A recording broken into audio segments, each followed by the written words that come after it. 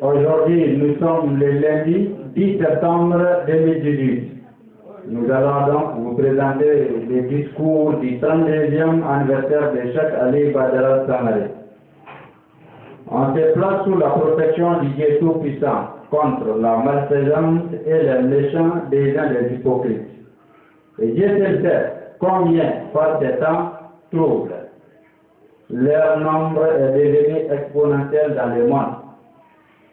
Après les grands noms de Dieu, le clément et le miséricordieux par essence et par excellence. On prie pour la paix sur notre prophète Mohammed, paix et salut sur lui, les premiers et les derniers des prophètes, les fils d'Abdullah et de Aminata, lui qui depuis Médine et la Mecque a prêché, enseigné l'islam, notre religion, au prix de 1000 sacrifices. Que la paix soit sur lui et toute sa famille, surtout ses bons compagnons et leurs familles. Cheikh Ali Badara Sangaré est né le 10 septembre 1986 à Sira de Draman Sangaré et d'Awatilibe. Le jour même de la cérémonie de son baptême, c'est-à-dire le 16 septembre 1986, a-t-on rapporté qu'il fut prénommé Khalifa. C'est donc plus tard, en 2002, alors qu'il venait d'avoir ses 16 ans, que les musulmans, après un prêche qu'ils ont particulièrement apprécié, l'ont rebaptisé Ali Sangaré, prénom qu'il a gardé et qu'il aime beaucoup. Depuis l'enfance, il fait des actes qui paraissaient extraordinaires pour son âge.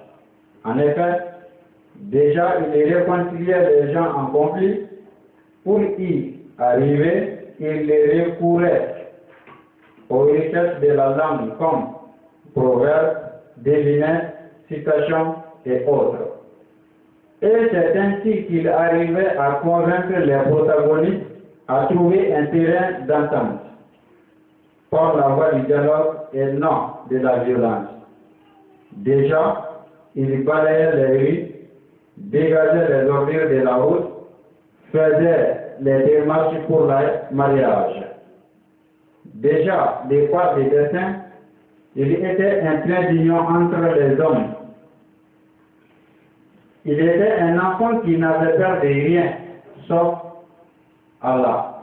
C'est pourquoi il se permettait de violer allègrement certains interdits ou tabous bien établis.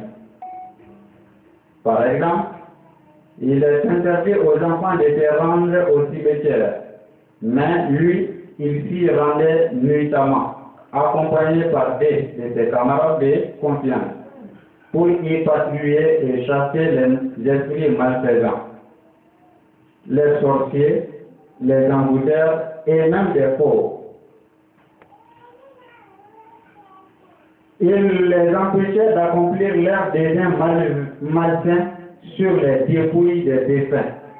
Après la mosquée, les cimetières et les lieux les plus sacrés d'une ville ou d'un village. Ils doivent être protégés contre toute profanation. Tout être humain qui a cessé de respirer doit reposer en paix. Personne n'a le droit de le déranger. Pendant la patrie, ses deux compagnons formaient une équipe, tandis que lui, il évoluait tout seul. Enfant, il a toujours révisé les tisanes et autres décoctions des marabouts. Il les versait par terre quand son père les lui apportait, parce qu'il disait que Dieu seul pouvait lui protéger et il continue de croire que Dieu est le meilleur protecteur des hommes, des djinns et des anges. Il répond toujours à l'appel au secours de ses créatures. Il est miséricordieux et éminemment patient. Il n'a besoin de personne, c'est nous qui avons besoin de lui. Et il ne nous demande rien d'autre que de l'invoquer et de le glorifier. Ici, On ouvre une parenthèse pour expliquer ces propos contre de toute interprétation malveillante. Il n'est pas dit que les tisanes et décoctions sont interdites, mais son niveau de compréhension à l'époque ne lui permettait pas de les accepter. Tout simplement parce qu'il n'avait pas confiance à beaucoup de marabouts à l'époque. Mais il y a des bonnes tisanes qui sont permises, surtout celles qui soignent, protègent et guérissent. Il a été inscrit à l'école de Sirac Rojeda un lundi 4 octobre 1993, quand il avait 7 ans. Il a fait tous les premiers cycles dans ses villages jusqu'à la 5e année fondamentale. C'est le lundi 5 octobre 1998 qu'il s'est rendu à Ngolougou, le chef-lieu de la commune, pour poursuivre ses études en 6e année fondamentale. Il était logé chez Niamey Sangaré, dit Baba ou Bégué, les chefs des villages à l'époque. Il a fait son examen de CIP à Bampo, le chef-lieu de l'arrondissement. Après avoir obtenu son certificat d'études primaires CIP, il a continué ses études à Djoïla, dans la famille de son oncle, Brouhaman Sangaré, le grand frère de sa tante. C'est en 2002 qu'il a pris les 6 serments de Dieu, lesquels signifient Bayatul Islamiyya. Il venait d'avoir à peine ses 16 ans. Après, il a cherché les livres islamiques en français, c'est-à-dire le Coran et les hadiths, pour les lire petit à petit.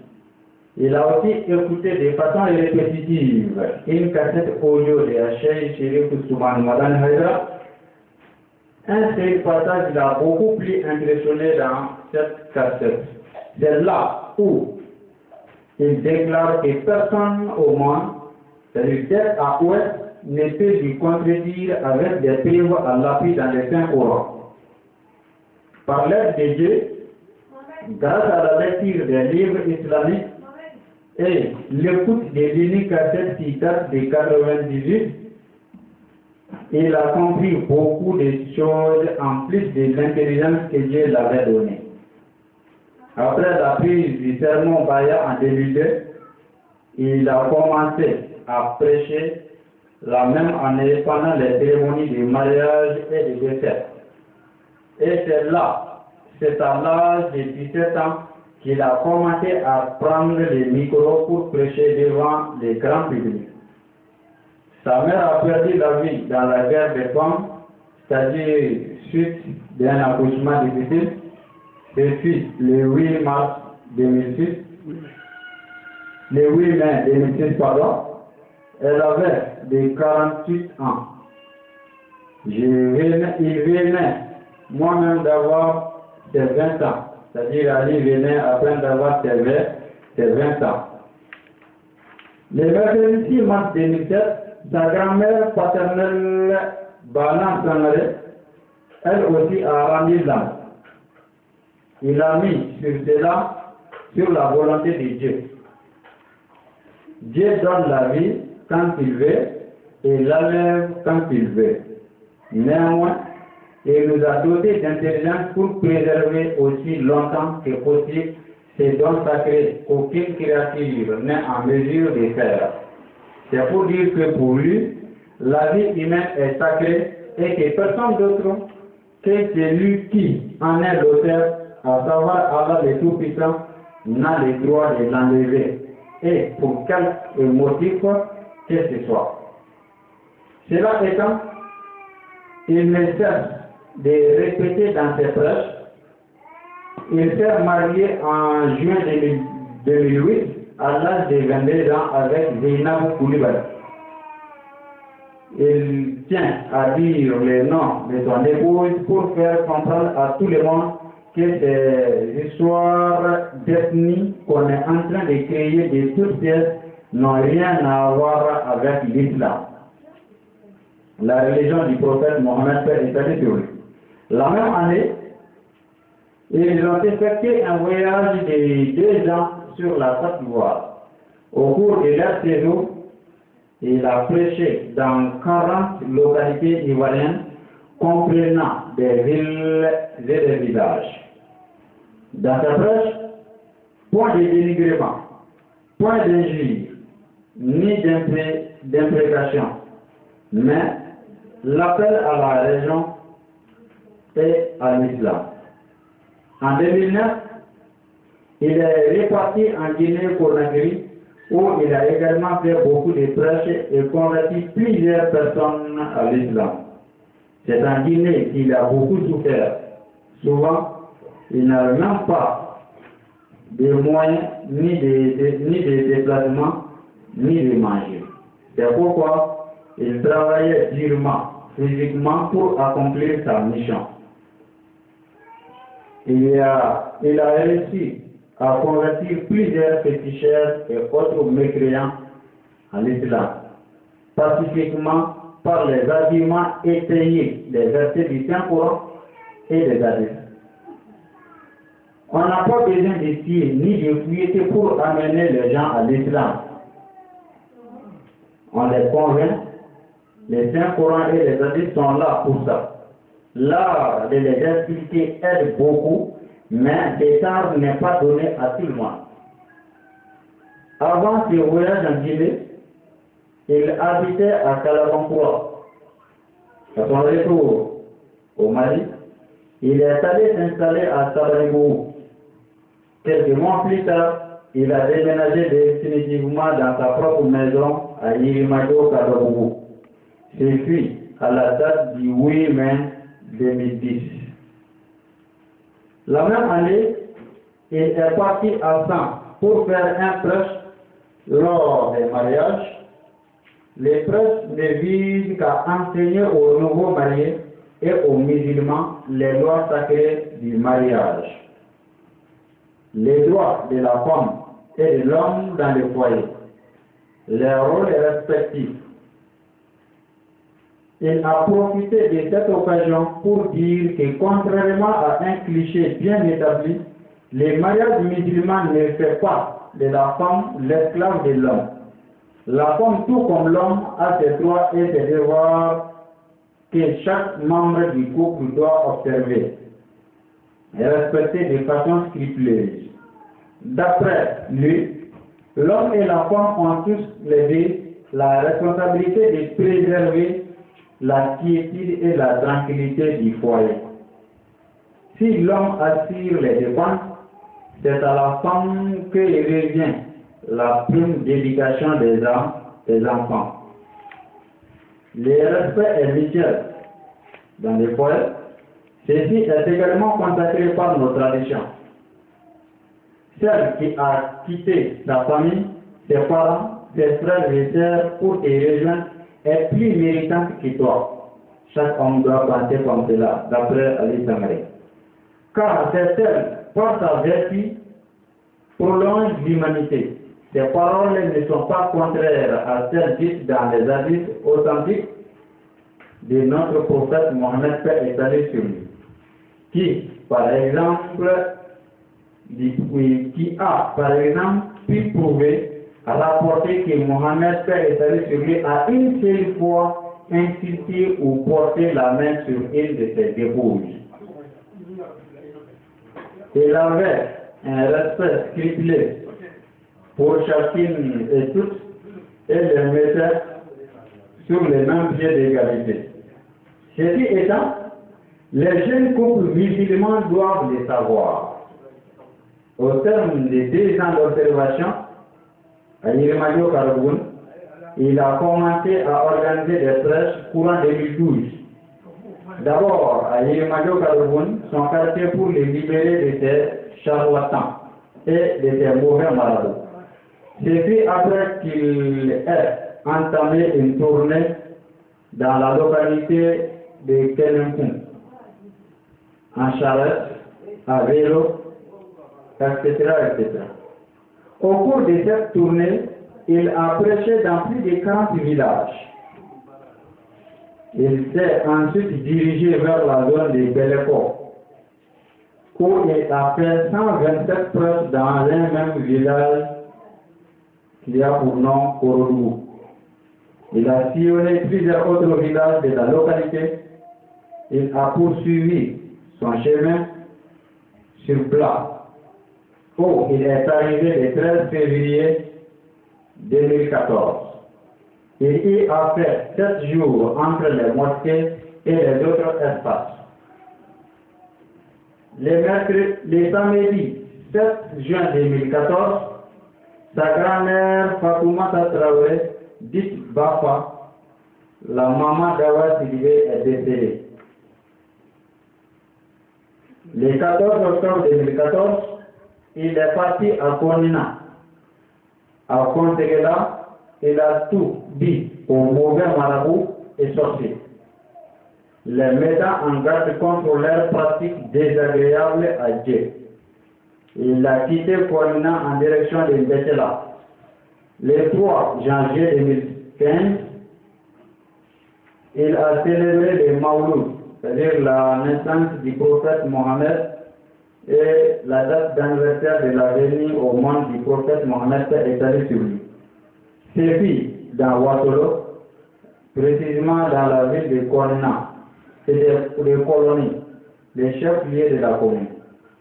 À cette cérémonie, les imams, les chefs des villages et beaucoup d'autres personnes ont pris les 6 sermons de Dieu dans la main de Ali Badara Kanal. Le lundi 8 février 2015, toujours au service de Dieu, le Tout-Puissant, il est parti dans la commune de Mena, précisément en Djebela, où il a parlé des divisions que connaît actuellement la religion musulmane, des mauvais prêcheurs, des mauvais marabouts, des sorciers, etc., etc. Le lundi 23 mars 2015, il est parti dans la zone du Djoutoumou, où il a fait 5 villages. Il a connu toutes sortes de souffrances, telles que la faim, le froid, les moustiques, pour ne citer que cela. Le 9 mai 2015, il a effectué un grand prêche à la radio Coton de Koutiala. Courant 2015, il a repris son chemin de pèlerin pour sillonner les Ouattolo, la ville de Yankolila et 9 autres villages.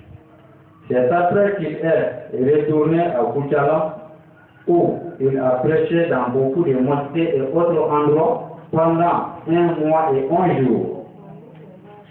Après Koutiala, il a effectué 57 prêches à Dioula, plus précisément Tripano, à Dioula Tripano.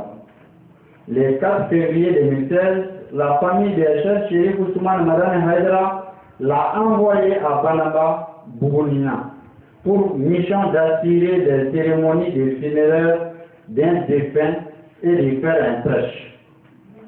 Ce jour-là, il a bien parlé des 6 sermons de Dieu. Le mercredi 25 mai 2016, il est reparti dans la zone de Kénunkin, à Pertebou et Bakolé. Il est venu à Fana, plus précisément à Fana Banakabou, où il a prêché dans les mosquées et dans les familles. C'est puis pendant le mois de mai 2016. Le jeudi 13 octobre de la même année, il est parti à Dina, dans les Mélétans, c'est-à-dire Koulkoro. C'était pour prêcher dans le cadre d'une cérémonie funéraire. Il a prêché pendant 6 heures. Lundi, le 12 décembre 2016, le fils du guide Seyd Chérif Ousmane Maran Haïdra, le nommé Haruna Ousmane Haïdra, et les prêcheurs Ali Badra Tanare sont partis à Koutiala pour la célébration du Mawlud. Lundi, le 9 janvier 2017, il est parti dans la région de Kaï, le cercle de Kita, commune de Seteto. Il a sillonné 5 villages et 114 personnes ont pris les 6 sermons de Dieu au bout de 7 jours. Le vendredi 27 janvier 2017, il est allé prêcher dans la radio Djedou FM de Béléko et le lundi 30 janvier, à l'appel des musulmans et à l'occasion du Mawlud, il est parti à Bélébou Sénala pour prêcher lors du Mawlud. Le samedi 11 février 2017, il est revenu à Jeddah et est allé dans son village natal pour un prêche lors du décès de Sidiki Sangaré dit Bamfa. Il était le chef du village de Tirakoro-Jeddah. Ce fut le 15 février 2017. Le samedi 25 février 2017, il est parti à Zambou, à l'ouest de Jeddah, pour un grand prêche d'Ashura. Le samedi 11 mars 2017, il est parti dans la commune de Ngouraba, à Nekogou, Balalabou, plus précisément. Bien que malade, il a rassemblé les irrédits dans la mosquée pour leur rappeler tout ce que Dieu dit dans les Saints Courants. Le dimanche 16 mars 2017, il a fait un grand prêche dans la grande mosquée de Marakokongo. Le thème était basé sur les homosexuels ou l'homosexualité, appelée PD, sur les personnes localement appelées djinns aussi, les sorciers, les mauvais dirigeants, etc. etc. Après, il a effectué une deuxième tournée à Nekobou, Bandalabou, c'est-à-dire à Séguéné, tous dans la commune de Ngouraba. C'était le dimanche 14 mai 2017.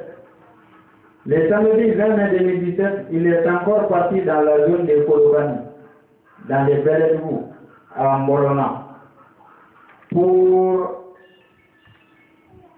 les sacrifices de leur village où il leur a prêté la vraie version de l'islam. Le jeudi 24 août 2017, il est entré dans la zone des Sangs, dans la commune de Niasso, plus précisément à Koro Guélémougou. Il a quitté Bamako en direction d'Abidjan le 8 septembre 2017.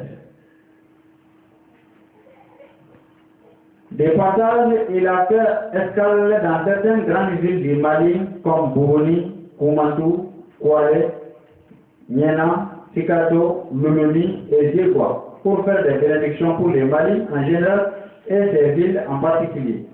À Sikato, Montblanien, il a fait un prêche avant de continuer son chemin.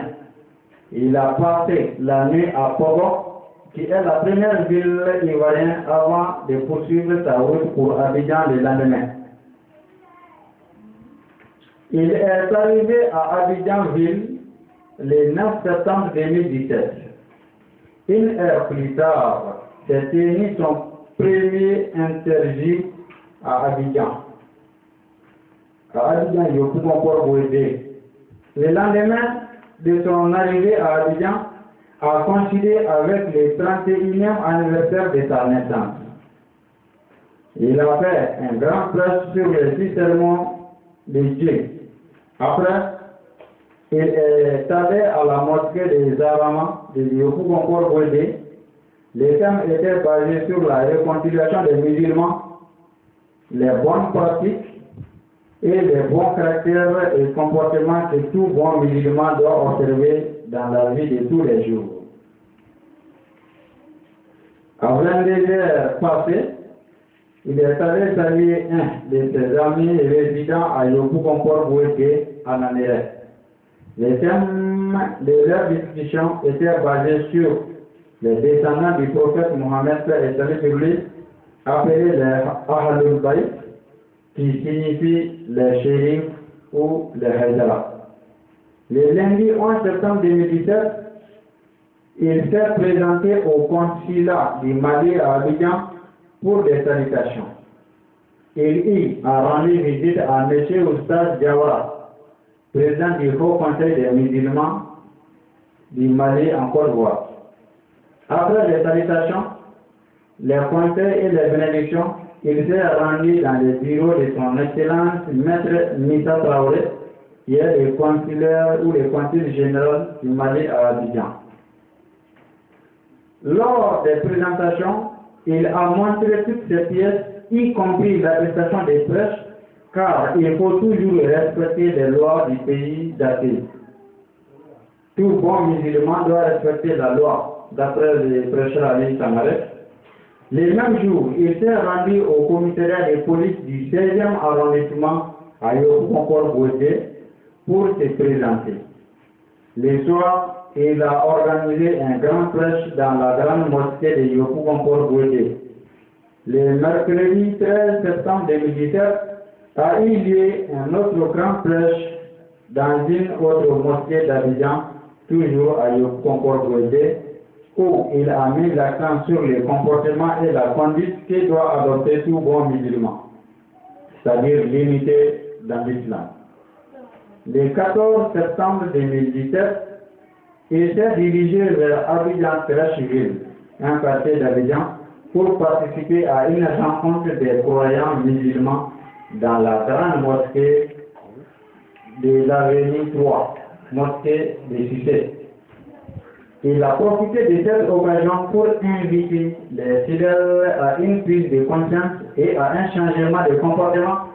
Il les a enfin demandé de se donner la main.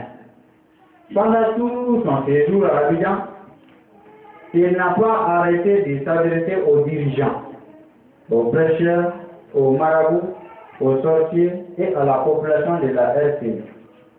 Il a beaucoup parlé du divorce et des groupes de bandits qui marchaient dans les rues avec des couteaux, des coups pour agresser les gens pendant la nuit et même pendant la journée.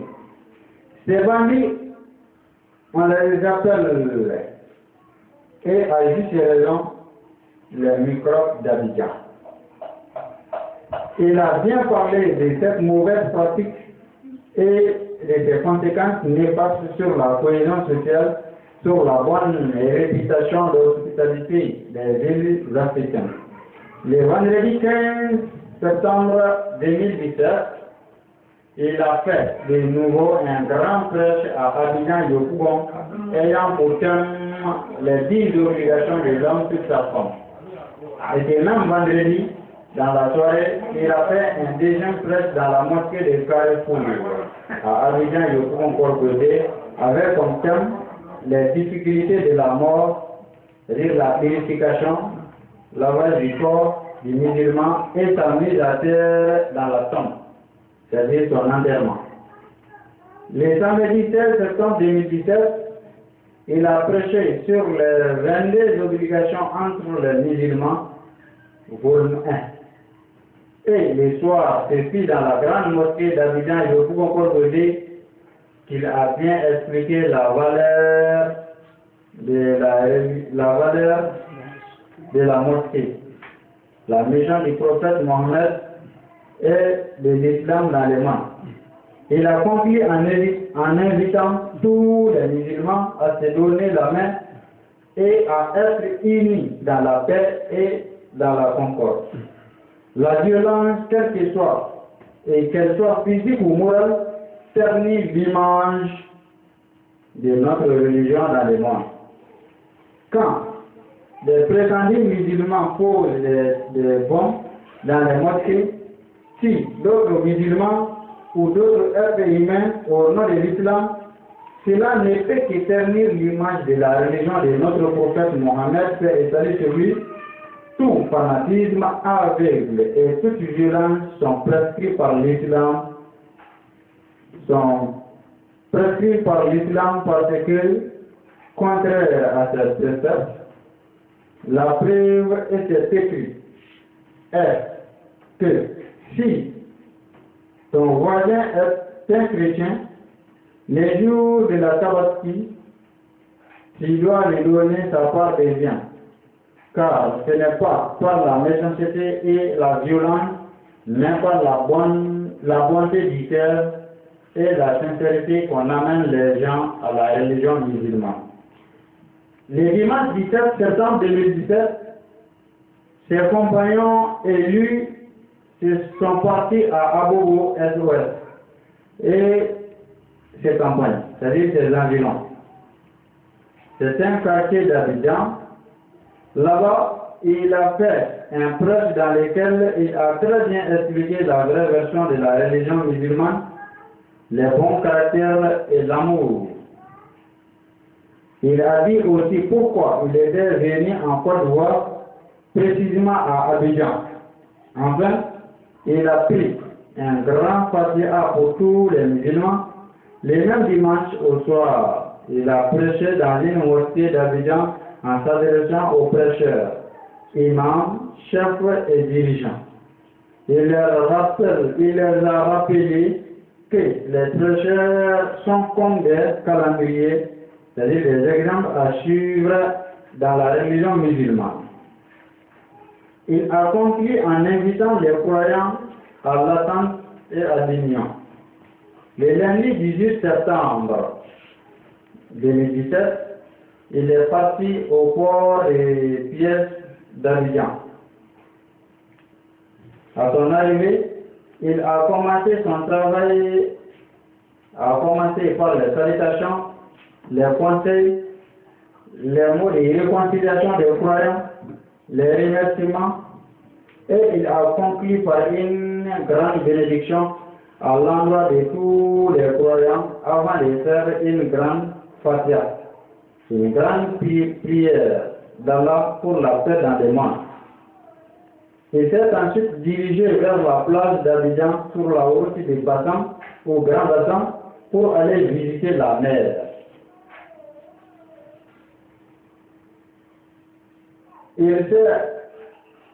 Il a fait des louanges à Dieu, rendu des hommages à sa puissance et évoqué son unicité. Il a longuement et clairement évoqué les valeurs de l'islam à travers un grand prêche. Après, il a quitté la plage en direction d'Abidjan, Zimbabwe, où il a prêché dans des familles auxquelles il avait rendu visite à ses amis.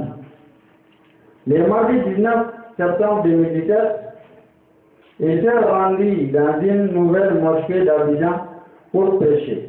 Il dira là-bas que la mosquée n'est pas construite uniquement pour y prier, mais aussi pour que les musulmans s'y rendent pour les études islamiques, la lecture et l'explication du Saint-Coran, donner les uns aux autres des conseils sur la religion musulmane. La prière est un devoir fondamental pour tous les musulmans. Il a expliqué les valeurs de la mosquée. Les propos qu'il a tenus ont dû véritablement frapper ou vexer certaines personnes dans cette mosquée, lesquelles pensaient que la mosquée était uniquement faite pour la prière.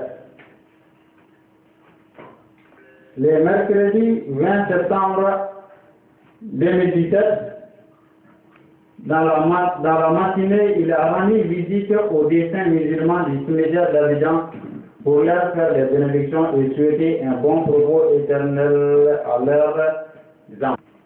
Il a prié Dieu de leur pardonner leurs péchés.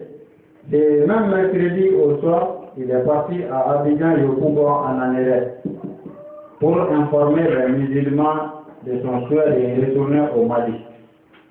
Il a profité de l'occasion pour faire des bénédictions et tenir son dernier prêche dans la ville d'Abidjan.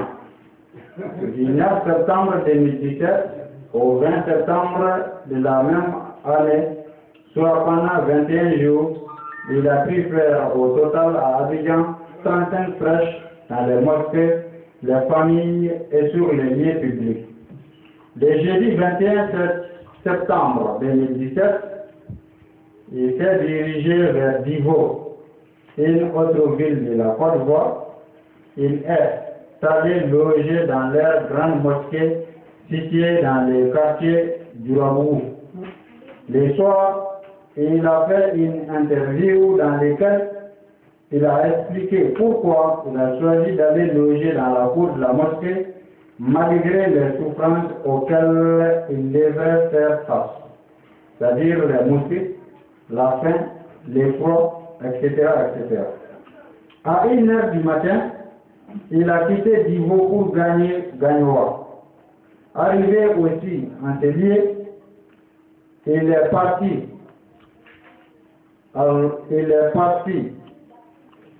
à la gare de San Pedro. Il était 2 heures du matin. Les cars qu'il a trouvés étaient trop chargés, c'est-à-dire trop pleins. Par obligation, il a quand même pris ces mêmes cars. Il a voyagé debout jusqu'à Soubré, une autre ville de la Côte d'Ivoire. C'est là que, lorsqu'un passager est descendu, il a trouvé une place d'assise. Il est arrivé à San Pedro le 22 septembre 2017 à 7h pile. Malgré toutes ces fatigues, il a tenu à fêter l'indépendance de son pays, Mali, bien qu'étant dans un autre pays. Dans son discours, il a remercié très sincèrement les dirigeants, les bons prêcheurs et tous ses compatriotes restés au Mali ou à l'étranger. Il a pris les taxis pour aller à Côte, un village de la banlieue lointaine de San Pedro, situé à une vingtaine de kilomètres de la ville de San Pedro. Il a fait une interview le 23 septembre 2017. Dans la même journée, il est allé à la campagne au bord d'une rivière. Dans la soirée, il a fait un grand prêche. Le dimanche 24 septembre 2017, il est parti à la mosquée de Côte pour faire un grand prêche dont les thèmes portaient sur l'unicité d'Allah et la valeur du prophète Mohammed étalée sur lui. Le mercredi 25 septembre 2017, il a quitté Côte pour San Pedro où il a passé la nuit à la gare, supportant les moustiques et les vents. Il a enduré beaucoup de souffrances. Le mardi 26 septembre 2017, à 5 h du matin, il est venu à Boaké où il a croisé un de ses amis à qui il a donné beaucoup de conseils. C'est fui dans une mosquée de cette ville, c'est-à-dire la ville de Boaké. De Boaké, il s'est dirigé vers Boinougou dans la zone de Ségala. À son arrivée le 26 septembre 2017, il a donné une interview rapide. Le lendemain, c'est-à-dire mercredi 27 septembre 2017, il a fait un prêche pour saluer les musulmans de Boinougou. Le même jour, il a reçu des informations selon lesquelles les Maliens vivant en Algérie sont arrêtés, embarqués dans les cars et envoyés à Tamaracet où ils sont mis en prison. Il a fait une intervention très rapide pour attirer l'attention des dirigeants maliens sur les caractères inamicables de ces taxes entre deux pays frères et amis. Il a téléphoné aux détenus maliens à Tamaracet pour dire sa solidarité et sa compassion. Le soir, il a organisé un grand prêche à Boinougou, au cours duquel il a parlé de beaucoup de choses telles que les mauvais marabouts, les sorciers, les mauvais chefs de village, les mauvais dirigeants et surtout les dirigeants qui connaissent la religion musulmane.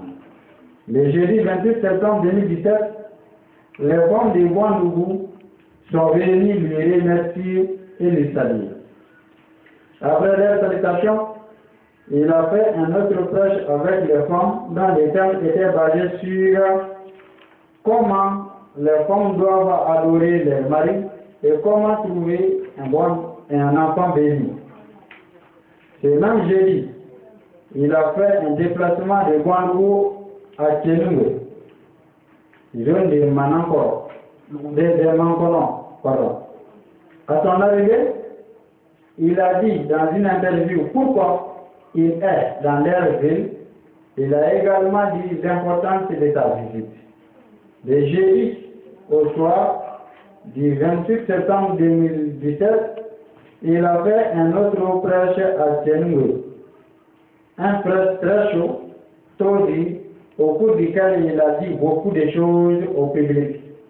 Le lendemain matin, c'est-à-dire vendredi 28 septembre 2017, les habitants ont dit qu'ils n'ont jamais reçu un si grand prêcheur depuis la fondation de ce village. Il a enfin prêché devant les femmes de Kenoué. Le vendredi 29 septembre 2017, il est retourné de nouveau à Ouagadougou pour célébrer la Shoah 2017 dans la cour de leur grande mosquée. Le samedi 30 septembre 2017, il a demandé la route pour Boaké. Les hommes et les femmes sont venus nombreux pour lui remercier et lui prendre congé. Il a rendu hommage à Seyd Chérif Ousmane Maran Haïdara au cours de ses presses de revoir. Il a dit aux femmes de respecter leurs maris et aux hommes de prendre soin de leurs épouses, d'être justes, équitables entre elles. Le dimanche 1er octobre 2017, il, Ali Tanaré, a pris le car de Boaké pour Pogo, le dernier village de la Côte d'Ivoire. À son arrivée là-bas, il a emprunté une moto pour aller à Zébois, la première ville du Mali, c'est-à-dire son pays natal. À Zébois, il a fait une interview très efficace avant de continuer sa route vers Kajolo. Il a fait aussi une interview suivie d'un grand prêche dans l'une des mosquées de la ville de Kajolo. La nuit du lundi 1er octobre 2017, Ali a fait un prêche sur les hommes et les femmes. Le lundi 2 octobre, de passage à Tikasso, il a fait un prêche à Tikasso-Lachebou. C'est après qu'il a pris la route pour Bamako. Cette tournée a duré 24 jours, dont 22 en Côte d'Ivoire et 2 au Mali. Pendant les 21 jours, il a pu faire 55 prêches. Les 2 autres jours, il a fait 12 prêches. Donc, en 24 jours, 67 prêches. Il faut savoir que c'est son 32e anniversaire, dont 40 passés à Bamako. Autant pour moi, dont 14 passés à Bamako. Pendant ces 14 années à Bamako, il a donné toute son âme pour protester contre plusieurs problèmes dans son pays, c'est-à-dire le Mali. 1. Problème du Nord Mali en 2011. 2. Problème d'éducation des jeunes et des enfants. La consommation de la cigarette, l'alcoolisme, la drogue et les pantalons baissés. 3. Problème d'éducation des femmes pour les hommes, les faux divorces, la droiture dans la vie et dans la vie de tous les jours. 4. Problème d'obéissance des femmes aux hommes. 5. Problème de la sorcellerie au Mali. 6. Problème des mauvais marabouts du Mali. 7. Problème des mauvais prêcheurs du Mali. 8. Problème de l'acte de naissance pour les Maliens. 9. Problème de la carte d'identité malienne. 10. Problème de la carte d'identité des Maliens. 11. Problème du passeport des Maliens. 12. Problème de la vignette du Mali, de leur falsification. 13. Problème des sommets Afrique au Mali et la démolition des kiosques ou les déguerpissements. 14. Problème des bandits armés du Mali, les Maliens sont abattus à cause de leurs biens. 15. Problème des Maliens de l'étranger avec les consulats et les ambassades. 16. Problème du mauvais fonctionnement des mairies, de la police, de la gendarmerie, des douanes et de la justice. 17. Problème des terrains de l'eau au Mali, double ou triple attribution du même lot. 18. Problème des mauvais chefs de village et imams. 19. Problème du mauvais fonctionnement des hôpitaux, des maternités ou centres de santé. 20. Problème des dépenses inutiles des mariages au Mali. 21. Problème des homosexuels, appelés PD ou GAY. 22. Problème du journal à la télé, en français seulement, de 2009 à 2017. Les informations destinées aux populations pour qu'elles les comprennent doivent être diffusées dans leur langue nationale. 23. Problème du vol et de la corruption des dirigeants maliens. 24. Problème des élections du Mali, couper les têtes des Maliens en 2013. 25. Problème de la nutrition et l'alimentation des Maliens. Quitte manger, sel, l'huile et sucre. 26. Problème des travaux à Kouloukoro. À cause de la fermeture de l'usine Ikoma, même l'âne a eu de la valeur ajoutée. Ça c'est en 2014. 27. Problème de la dégradation de la route des Cailles. 28. Problème du mariage des Maliens et des étrangers. 29. Problème des Maliens détenus en Libye. 30. Problème du rapatriement des Maliens de Mauritanie pour la carte de séjour. 31. Problème du rapatriement malien et résident en Algérie, c'est-à-dire à Tamarasa. 32. Problème des Maliens détenus à Mas. 33. Problème des Maliens de Dubaï. 34. Problème des Maliens détenus en Allemagne. 35. Problème de la ceinture de l'accord pour le rapatriement des immigrants maliens en Europe. 36. Problème du rapatriement des Maliens de France sans carte de séjour. 37. Problème du rapatriement des Maliens d'Espagne sans carte de séjour. 38. Problème des conditions de vie des Maliens vivant en Italie. 39. Problème des résidents maliens au Kuwait, leur salaire et leurs conditions de vie. 40. Problème des résidents maliens en Arabie Saoudite, leur salaire et leurs conditions de vie. 41. Problème des conséquences néfastes de la mauvaise compréhension de l'usage de l'Internet au Mali. C'est ainsi qu'en 14 ans de vie à Bamako, Ali a pu faire la démarche de 25 mariages. Chaque fois, il partait au cimetière pour visiter les saints, à l'hôpital pour rendre visite aux malades, au commissariat et à la gendarmerie pour réconforter les détenus. Il a dédié sa vie à Dieu, à accomplir ce qu'il demande à chaque être humain de faire, à éviter et à inviter les autres à s'éloigner de ce qu'il a désigné comme le mauvais chemin. Faire du bien et s'éloigner du mal de Satan et ses adeptes. C'était là un ramassé essentiel sur la vie et parcours du prédicateur Ali Badara Sanare. Vous pouvez suivre bientôt la version Bamanakan de ses discours. Je vous remercie.